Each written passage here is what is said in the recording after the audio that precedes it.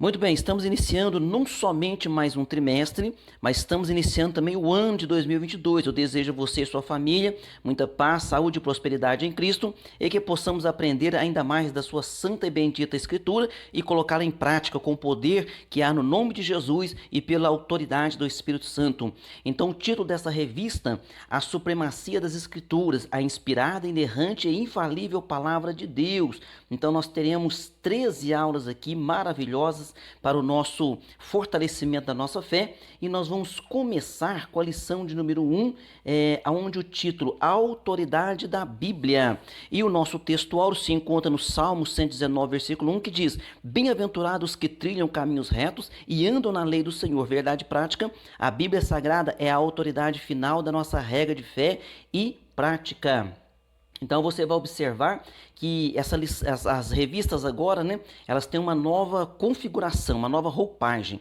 Então aqui nós estamos falando aqui agora da leitura bíblica em classe, que se encontra nos Salmos de número 119, versículo 1 ao 8, e aqui vem um plano de aula, vem falando também dos objetivos de cada tópico, e nós vamos então para a nossa introdução. Também nessa nova configuração da revista, voltou também o vocabulário, né? Eu creio que todos nós que amamos a escola dominical, gostávamos muito, né, de ter em cada lição, ter ali o vocabulário, já facilitando também alguma palavra para o conhecimento de cada um. A introdução então diz: a autoridade da Bíblia fundamenta-se em seu autor, Deus. Então o autor da Bíblia é Deus.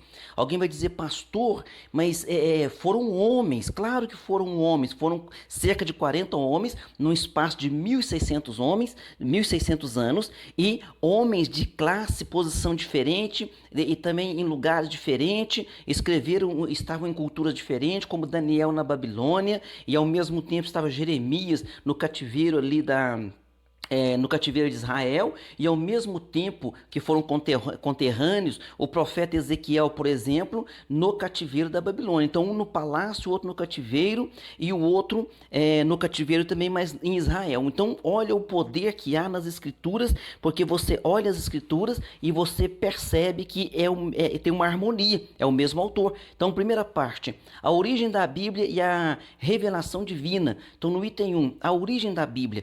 Pedro enfatiza que os escritos sagrados não têm sua origem nos homens, mas no próprio Deus. Então, lá em 2 Pedro, na carta, né, 2 Pedro, capítulo 1, versículo 20 e 21, Pedro deixa isso bem claro. Paulo também, em 2 Timóteo 3,16. Então, a inspiração da Bíblia, o autor da Bíblia é o próprio Deus. Então, a Bíblia ela é portadora de autoridade, por isso constitui-se em uma regra infalível de fé e prática para a vida e o caráter do cristão. Nossa declaração de fé, por exemplo, ela professa que a Bíblia Sagrada é a palavra de Deus, única revelação divinamente escrita, dada pelo Espírito Santo para a humanidade. Então, se alguém falar para você: eu tenho uma nova revelação, eu escrevi um livro aqui, ele é superior à Bíblia ou ele é igual à Bíblia, então esqueça. Podemos ler vários livros, como nós estamos lendo aqui essa revista, né, para nos auxiliar no conhecimento, mas nada está equivalente à Bíblia e muito menos superior à Bíblia. No item 2 aqui, revelação geral. Então chama-se revelação geral aquela em que Deus se faz conhecer por toda a parte, ele se faz conhecer em toda a parte pelo meio do que? Da história, do universo e da natureza humana. Então isso aqui é uma maneira de Deus se revelar também. Então na história, Deus se revela na história, ele revela pela sua soberania, ele controla o curso dos acontecimentos, então Deus está no controle de tudo. Deus é que tira reis, Deus é que coloca reis, muitas vezes, né, ele permite um rei ali que é com o coração maldoso, por exemplo, para ver o coração do povo. Por quê? Porque muitas vezes quando um rei tem um coração maldoso e um rei que é muito pecaminoso, o povo também se torna pecaminoso. Por quê? Porque o coração daquele povo não era fiel a Deus. Então na história, Deus está sempre intervindo, ele é o dono da história. Na letra B aqui, Deus se declara também, se revela no universo. Deus se manifesta pelo poder nas coisas criadas. Então a Bíblia é bem clara, né? Principalmente aqui em Romanos, capítulo 1, do versículo 18 ao 21. Então Deus se revela nas coisas criadas. Tudo que você vê um universo vasto, maravilhoso, tão grande. Você vê esse planeta Terra, né? Que é pequeno perto do universo, mas que é tão grande para nós. Você vê o oceano, os oceanos. A história nos ensina aqui, né, os cientistas, que nós temos conhecimento apenas de 5% do oceano. Imagina se nós, com toda essa tecnologia, só conhecemos 5% do oceano, e Deus é o criador não só do oceano, mas de todo o universo. Ele se revela. Na letra C aqui, Deus também se revela no ser humano, criado à imagem e semelhança divina. A natureza moral da humanidade, embora de maneira inadequada, né, porque nós caímos, né, desde o início lá do Éden, né, a essa queda moral, mesmo assim, nós nos revelamos, né, revela-se um Deus por quê? Através desse caráter, do caráter moral de Deus. Então, embora de maneira inadequada por causa do pecado, revela, então, o ser humano revela esse caráter moral de Deus.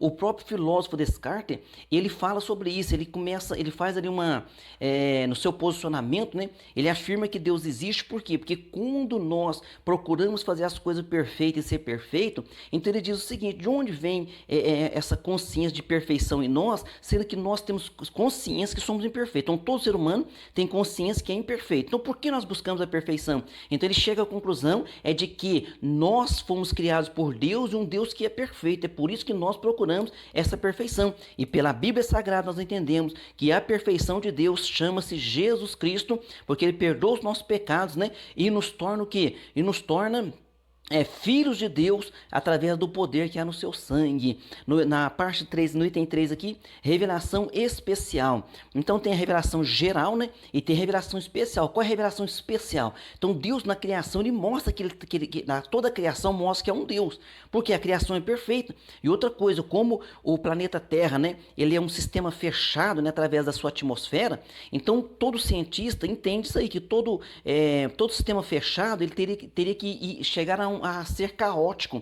E se o planeta Terra permanece em perfeito funcionamento e harmonia, é porque há um Deus que fez as coisas perfeitas e harmônicas.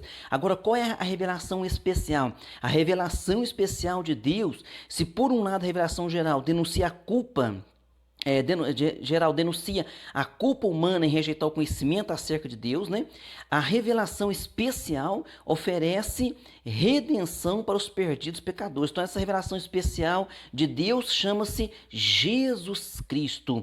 E nós conhecemos Jesus Cristo através do quê? Da Bíblia Sagrada. E João escreveu lá em São João capítulo 20, versículo 31, dizendo assim: estes, quer dizer, os sinais, tudo que Cristo fez, ele diz assim: estes, os sinais, porém, foram escritos para que creiais que Jesus é o Cristo, o Filho de Deus, e para que, crendo, tenhais vida em seu nome. Então veja bem, o próprio Paulo lá em Romanos, né, ele deixa claro ali no capítulo 1 também, que a própria natureza, por mais perfeita que ela é, a gente olha para a natureza, a gente olha para o planeta Terra, um sistema fechado, né, e que não se tornou caótico, porque todas as coisas estão em pleno funcionamento, nós estamos respirando, né, graças a Deus, mas mesmo assim, nós olhamos e Paulo deixa bem claro que a própria natureza, ela geme. Por quê? Porque a natureza, ela também sofreu através do nosso pecado. Então lá em Gênesis deixa bem claro que através do pecado a própria natureza modificou. Então agora João está escrevendo aqui, ó, em São João capítulo 20, versículo 31, que através de Jesus, ele chama Jesus do que? Ele diz que Jesus é o Filho de Deus. Quando fala o Filho, é maiúsculo. Então nós somos filhos por adoção, porque Jesus Cristo nos comprou de volta. Mas Jesus não, ele é o Filho. E Paulo diz assim, que ele é a expressão exata do Pai, mas não teve como usurpação ser igual a Deus. Então Paulo diz, sendo em forma de Deus, ou seja, sendo Jesus Cristo Deus, ele não teve como usurpação ser igual a Deus. Então o nosso Senhor Jesus Cristo, em tudo, né? Em tudo, ele é esse grande exemplo para nós. Em tudo, ele é aquele que nos conduz, ele é aquele que nos orienta. Louvado seja o nome do Senhor. Parte 2 da lição: evidências da autenticidade da Bíblia. No item 1, evidências internas. Então nós vamos ver as evidências internas e também nós vamos ver as evidências externas de que a Bíblia é realmente a palavra de Deus e que ela é confiável, né? Que ela é inerrante. Então, evidências internas. Vamos para evidências internas. A palavra autenticidade, ela vem do termo grego autentes, que significa aquilo que é verdadeiro. Então aqui, ó, na letra A, unidade e consistência. Então a Bíblia tem uma unidade e consistência. Então aqui está dizendo aqui o que eu já repeti para vocês. Está dizendo assim, ó, que no período aproximado de 1600 anos, a Bíblia foi escrita em dois idiomas principais, né, que é o hebraico e o grego, e também uma partezinha pequena dela num dialeto aramaico. E foi escrito por 40 pessoas, e essas 40 pessoas de classes sociais diferentes, olha o poder de Deus, classes sociais diferentes, lugares diferentes, circunstâncias diferentes. Foi o exemplo que eu dei de Jeremias no cativeiro ali em Israel, Ezequiel lá na Babilônia, mas no cativeiro da Babilônia, e o profeta Daniel estando no palácio. Olha o poder de Deus. E quando você lê toda a Bíblia, você vê que tem harmonia, coerência, e você imagina sempre o quê? Que é o mesmo autor. Por quê? É o mesmo autor, mas esse autor é o próprio Deus, aleluia. Na letra B aqui, nós temos a ação do Espírito Santo. Então, por meio da leitura da Bíblia, é possível ouvir a voz de Deus. Então, Hebreus capítulo 4, versículo 12, deixa bem claro que a palavra de Deus ela é viva e eficaz e mais penetrante do que espada alguma de dois gumes. Ela penetra até a divisão da alma e do espírito, juntos e medulas, e é apta para discernir o pensamento e a intenção do coração. Ou seja, a palavra de Deus ela é viva. Se alguém lê essa palavra, né, lê ali com sinceridade, vai encontrar a voz do Espírito Santo falando em seu coração. Letra C aqui, profecias de eventos futuros. Então, a exatidão da Bíblia, uma das provas internas que tem ali na Bíblia de que ela é a inerrante palavra de Deus, de que ela é confiável, de que ela é verdadeira, são centenas de profecias, né? E todas cumpridas. E lógico, tem profecias que ainda vão se cumprir, mas aquelas que estão cumpridas, elas estão cumpridas exatamente. Nós vemos muito aqui e poderíamos citar infinitas vezes aqui várias passagens a respeito do que, por exemplo, o nascimento virginal de Jesus. Isaías profetizou isso, né? Que a virgem daria a luz e o menino, né, seria o nome dele Emanuel, Deus conosco. Também a morte de Jesus Cristo, o local da sua sepultura, a sua ressurreição. Veja bem, até a Bíblia, até os detalhes dizendo que os seus ossos não seriam quebrados. E um dos profetas que mais falaram do Cristo foi Isaías. Isaías é chamado de profeta messiânico. Por quê? De tanto que ele relatou coisas envolvendo que o Senhor Jesus Cristo, o Messias. E você vê que são detalhes ali, por exemplo, os seus ossos não seriam quebrados. Então, na cruz, para adiantar a morte da pessoa, sempre era quebrado os ossos, mas de Jesus não foi. Então, é um detalhe para mostrar o quê? Que o cumprimento da palavra do Senhor. E outra coisa, Isaías viveu 750 anos antes de Cristo nascer. No item 2 aqui, evidências externas. Então, agora vamos falar das evidências externas. Compreende-se como evidências externas aquelas em que os acontecimentos narrados nas escrituras estão também ratificados por fontes históricas, né? Então, por vezes, essas comprovações identificam e se fundem, né, aos conceitos de inerrância, isto é, que a Bíblia não contém erros. Então, nessa direção, tanto o registro da história das nações, as descobertas arqueológicas e os pressupostos da ciência apontam para a autenticidade da palavra de Deus. Então, isso é algo também maravilhoso. Então, quanto mais a ciência está avançando, quanto mais a arqueologia está avançando, mais está se descobrindo que aquelas histórias bíblicas ali são verdadeiras e são verídicas. Então veja bem, a despeito de ser contestada, que a Bíblia é contestada por ateus e incrédulos, né? A Bíblia permanece como o livro mais vendido, mais traduzido. Então a Bíblia vai sempre permanecer, porque a Bíblia que eu digo assim, a Bíblia ela está aqui como um livro para nós, mas nós cremos que ela é o que? A palavra de Deus em ação, porque o próprio Jesus é a palavra. A Bíblia diz que ele é o verbo vivo, ele é a palavra. Então por isso que o próprio Jesus diz, passarão os céus e a terra, mas as minhas palavras permanecerão para sempre. Aleluia. Vamos para a parte 3 aqui, parte final, a mensagem da Bíblia. No item 1, a supremacia da Bíblia, e no item 2, o poder da palavra de Deus, e o item 3, nós vamos falar do o propósito da Bíblia. Então vamos para o item 1, a supremacia da Bíblia. A expressão latina sola escritura, você já deve ter visto isso aí, né?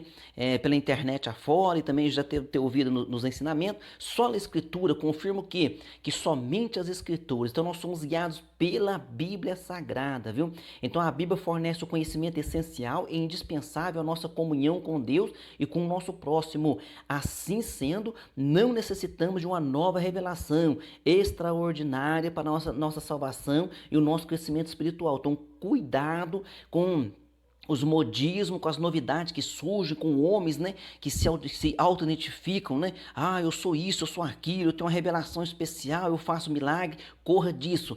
Coloque a tua Bíblia debaixo do teu braço, coloque a tua Bíblia nas tuas mãos, abre a tua Bíblia na tua casa e leia. Não largue a Bíblia apenas fechada dentro de casa, mas leia a palavra e seja abençoado e guiado pela palavra de Deus. E a Bíblia Sagrada é bem clara também lá em Apocalipse, que não se pode nem acrescentar e nem diminuir. Apocalipse diz que quem diminui, diminui as suas bênçãos. Quem acrescenta, acrescenta maldição sobre a parte 3 da lição. No item 2 está dizendo o poder da palavra de Deus. O seu poder se assemelha ao fogo que consome e purifica, bem como um martelo que despedaça a penha. Então Jeremias 23 e 29 deixa bem claro, não é a minha palavra como fogo e não é a minha palavra como martelo que esmiuça a penha. Ou quando diz a penha, significa uma rocha muito grande, né? E o martelo significa o quê? Que vai quebrando e vai então aos poucos ali derrubando aquela rocha. Então por mais que um coração seja duro, se ele começar a ouvir a palavra do Senhor, certamente ele vai alcançar a graça de Deus. Então a palavra de Deus realmente é poderosa, viu? Quando tentado no deserto, o próprio Cristo derrotou Satanás usando o que? O poder da palavra. E nós temos que ficar atentos porque quando houve esse embate de Satanás contra o Senhor Jesus Cristo, Satanás também usou as escrituras. Então nós temos que tomar esse cuidado. Por quê? Para não interpretar errado a escritura, senão isso pode ser prejudicial a nós. No item 3 aqui da parte 3, o propósito da Bíblia, nossa declaração de fé, ela diz assim: a Bíblia é a mensagem clara, objetiva, entendível, completa e amorosa de Deus, cujo alvo principal é, pela persuasão do Espírito Santo, levar-nos à redenção em Jesus Cristo. Então a Bíblia, ela é a nossa bússola. A Bíblia, ela é a nossa orientadora, a Bíblia é a nossa guia, né? A Bíblia é aquela que nos guia, que nos orienta. Mas aí você vai dizer, pastor, mas há tantas interpretações da Bíblia. Sim, meu querido, mas há apenas uma revelação dada pelo Espírito Santo. Por isso temos que ler, orar antes, né? Estar lendo a Bíblia ali com temor e ouvir a voz do Senhor conosco. Dessa forma, o compromisso inegociável da igreja deve ser de fidelidade e propagação da mensagem bíblica para a salvação e libertação dos pecadores, viu? Então esse é o objetivo de toda a igreja séria, é o que? É ter a Bíblia como única regra infalível de fé. Que Deus nos ajude, né? E nos fortaleça, e que a igreja sempre possa, né? Existem várias denominações, mas que possam ser guiadas por esta santa e bendita palavra. Conclusão, as escrituras são de origem divina, Deus se deu a conhecer por meio da história, do universo, da humanidade, de Cristo, das Escrituras. A autenticidade da Bíblia é confirmada por evidências internas e externas. A palavra de Deus é a nossa autoridade final de fé e prática. O teólogo Antônio Gilberto, né, muito conhecido, ele escreveu o seguinte: o autor da Bíblia é Deus, seu real intérprete é o Espírito Santo, que nos revela, né, que nos dá entendimento, e o seu tema central é o Senhor e Salvador Jesus Cristo. Aleluia! Vamos para as nossas perguntas, e aí está o vocabulário, viu? Estou nessa nova configuração agora das revistas, voltou também o vocabulário. Penha, grande massa de rocha, saliente, isolada. Mas o martelo, né, vai quebrando essa penha. Então tem pessoas, tem corações, né, que ele está realmente uma rocha, uma pedra, mas a palavra é poderosa. Vamos para a nossa pergunta número 1. O que Pedro enfatiza a respeito dos escritos sagrados? Ele diz o seguinte: não tem sua origem nos homens, mas no próprio Deus. O que é revelação geral? Então a revelação geral é aquela que Deus se fez conhecer por toda parte, em toda parte. Você olha para a história, está vendo Deus. Você olha no universo, está vendo Deus. Você olha na natureza humana, você está vendo Deus, né? Então, para todo lado que você vai olhar, você vai ver Deus. Pergunta de número 3, caracterize a revelação especial. A revelação especial de Deus é claro, né? Como é que ele se revelou ao mundo, se mostrou ao mundo. Então, desde Gênesis, a Bíblia indicava já que viria alguém salvar a humanidade. Então, o verbo vivo, Jesus Cristo, né? Ele é o tema central da Bíblia Sagrada, ele é a revelação de Deus a nós. Então, quando Jesus Cristo nasceu, morreu, ressuscitou, é o próprio Deus, né, que tornou-se carne para habitar entre nós e nos dar a salvação. Pergunta 4, cite 3 evidências internas que autenticam as escrituras. Então, a unidade, consciência e consistência das escrituras. Então, você vai ver que internamente, você vai ler de Gênesis, Apocalipse, você vai ver que tem uma unidade e tem consistência das escrituras. Ou seja, você vai ver que tem harmonia ali. Parece o quê? Todo mundo que lê a Bíblia vai entender que tem um autor só. Por mais que seja 40 homens, cerca de 40 homens que escreveram. A ação do Espírito Santo nas escrituras, né? E profecias e eventos futuros, todos ali. Várias profecias já se cumpriram com detalhes, né? Com detalhes ali que somente o próprio Deus poderia revelar. Pergunta 5. Como podemos ratificar que a Bíblia é a autoridade final? Como podemos? Toda a escritura, né? Todas as doutrinas necessárias para a salvação já nos foram transmitidas pelas escrituras e que nenhuma tradição humana pode acrescer ou retirar coisa alguma, está lá em Apocalipse. Assim, ratifica-se que a Bíblia é a fonte final de autoridade. Então, lá no Apocalipse, quando está encerrando no capítulo 22, aí ali o nosso Deus, né, revelando a João o Apocalipse, ele diz, olha, não se pode acrescentar, porque senão será acrescentadas pestilências sobre a vida da pessoa. Não se pode retirar, senão vai ser retirado as bênçãos sobre a vida daquela pessoa. Então que Deus nos continue nos ajudando, nos fortalecendo, viu? E vamos durante todo esse trimestre estar aprendendo aqui a supremacia das escrituras. A escritura, ela é inspirada por Deus, ela é inerrante e ela é a infalível palavra de Deus. Amém? Deus abençoe você e toda a sua família. Amém.